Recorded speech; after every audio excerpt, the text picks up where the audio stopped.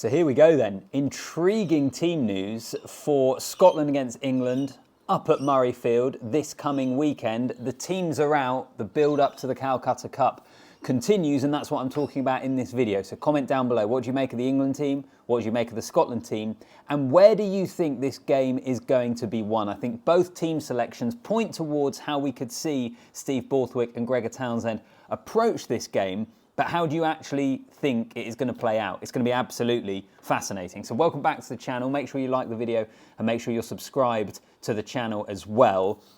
I suppose in general, before I get into even the team selection and the fact that Freddie Stewart isn't there or that Jamie Ritchie's in the Scotland back row, it's a crucial game for both sides. I've mentioned this on the channel over the last few weeks. It is amazing how the Six Nations every single week seems to feel so important. But it's a cliche, I think it is true for this weekend. It's a crucial match for both of these teams. You feel like it will make or break their championship, potentially. For Scotland, if it's another defeat, then it's another year where they haven't been able to close to the gap, really, to the top teams in terms of being able to compete for a Six Nations title. And from an England point of view, if they were to lose to Scotland, with games against Ireland and France still to come, you might be looking at it potentially ending up being another championship where they win only the 2 games. So there's the narratives for both teams off the back of this is going to be absolutely fascinating.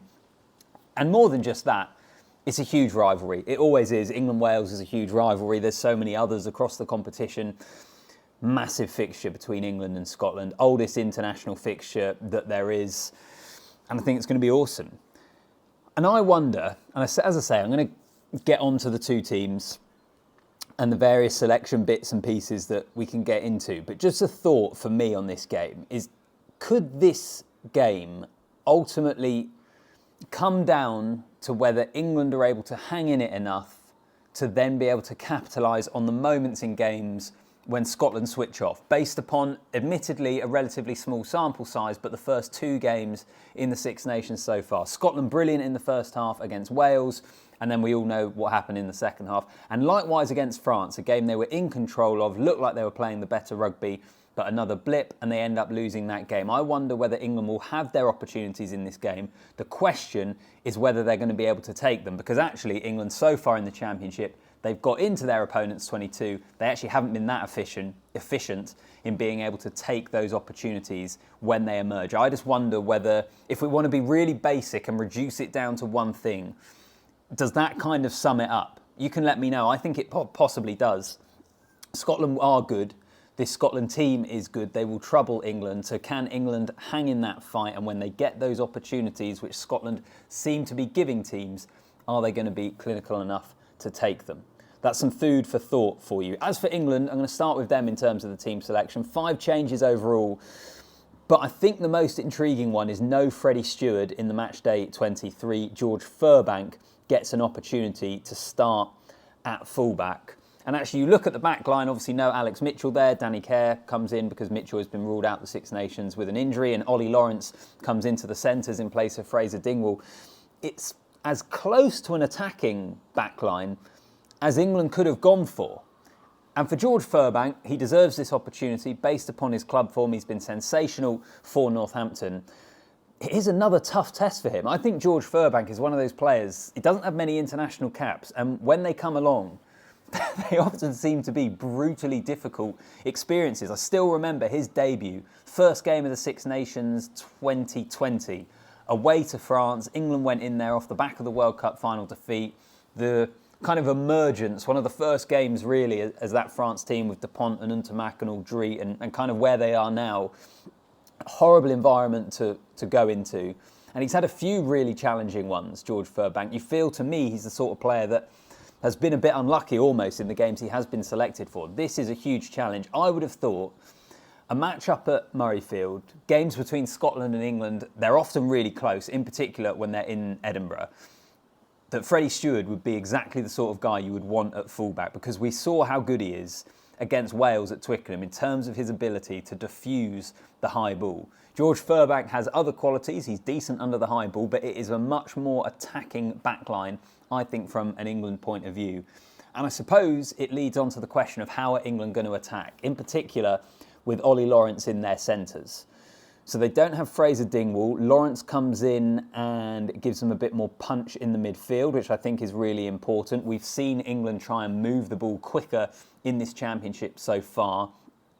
Lawrence comes in and can get them more go forward. What does Furbank bring in terms of fullback? As I say, he's been awesome for Northampton and I'm really excited to see how he goes. But I think from an English point of view, what it does to their attack is going to be really interesting, particularly based upon what we've seen in this championship so far, and in particular with the fact that Steve Borthwick, generally speaking, is quite a conservative coach. I think that's why no one saw Freddie Stewart being dropped, because you thought for a game like this, he'd be nailed on as a starter for Borthwick. The one other area actually to mention though about all of this, I think attack is fascinating.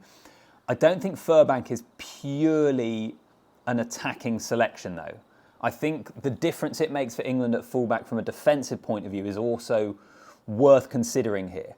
In that Stewart, as I say, is excellent under the high ball. He's a good carrier as well as someone that's 6'5". He's that kind of Geordie Barrett almost role. That's why people have asked the question of whether he might end up playing inside centre. But he does offer England a lot.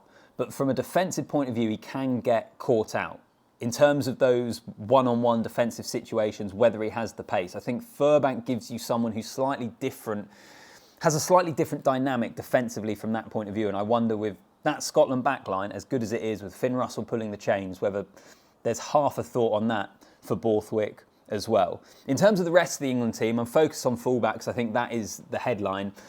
3 changes in the backline. One of them enforced, obviously, because of the injury to Mitchell. But for a young England team that's building continuity and building these new structures of attack, that's a lot of changes in a backline. So that is potentially an area of concern.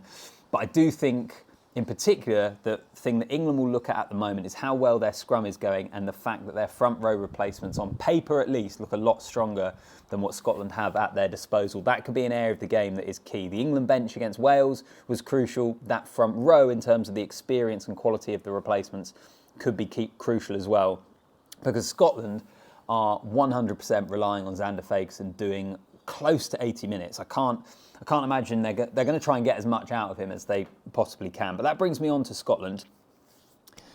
So there's a few things for them. Kyle Steyn and Blair Kinghorn come back in. I think that backline looks incredibly strong. Kinghorn is a great option. And Kyle Steyn, I think, is an underrated option in a team that has, Duhan van der Merwe and Darcy Graham as the wingers and the ones that probably get the most plaudits. I think Kyle Steyn is a very, very classy operator indeed. But probably the most interesting part of their selection, which I think you'd agree, Jamie Ritchie in the back row, no Matt Fagerson. What does that tell us? Given that Jamie Ritchie has been injured, form hasn't necessarily been the best either. For me, it suggests that they've gone with the options that are going to get at England's breakdown. I talk about this as a rivalry. One of the reasons that this rivalry, outside of the kind of historical context of it, has been so interesting over the last, I don't know, what would you say, 5 to 10 years maybe, and the emergence of Scotland, is how dominant Scotland have been recently compared with what it once was, when Scotland might get 1 win every 10 years, but the rest of the time England won all of the fixtures. It's completely the opposite of that now. Scotland have England's number in a lot of ways, and a big reason for that, I think, particularly in some of the recent matches, has been the way in which the Scotland back row has been able to get at England's breakdown, to spoil their ball, to steal it, to win penalties, to slow it down. And Jamie Ritchie previously has been brilliant at that aspect of his play. So I wonder whether that is the reason that he has been brought in. It is fascinating though. I think there's plenty of Scotland fans that don't feel too positive about that selection, but I wonder if that is what they're looking for. And then of course, Jamie Ritchie previously, or until very recently, was the captain in a big game like this, a crucial game in terms of the context of their championship. His leadership on the field, do you want that in the back row? Not that Matt Fagerson's not a leader himself. He's obviously got a lot of experience as well. But I just wonder whether that could be a reason for why Gregor Townsend has gone down this route. So there's loads of different things, I think, to get into here in terms of the selections. It wasn't what a lot of us expected. But what sort of game are we going to end up seeing? In particular, how England attack with that back line and with Furbank at fullback. And just what Scotland do, as I say, I think with the back row they've gone for, maybe it is looking to get at England's breakdown. But it's going to be interesting. It's going to be incredibly exciting. I cannot wait to watch it. Comment down below, how do you see it going and what do you make of these two teams? Like the video, subscribe to the channel and all that sort of stuff. And realistically, if both of these teams play their best, Scotland win, I think, based upon where they are at this moment in time, the quality of team they have, despite the concerns amongst the replacements, in particular the front row. If Scotland play as well as they can, they will win this game. But off the back of a pretty gutting defeat to the French, an England side that are 2 from 2 and building, an England side that haven't won up in Murrayfield for a little while, what do you reckon? Is there any chance? I think there is a chance for England. I'll be honest, it's one of those where my head probably says Scotland, my heart says England, but I don't know. I just have a feeling England might be able to do it, which could massively come back and bite me, but that's kind of my gut instinct at this moment in time for what we could see happening in this game. I'll leave it there. It's probably one of those that I could go on and on, but I don't want to ramble too much. So as I say, let me know what you make of it. I look forward to reading your comments, and I'll see you in the next one.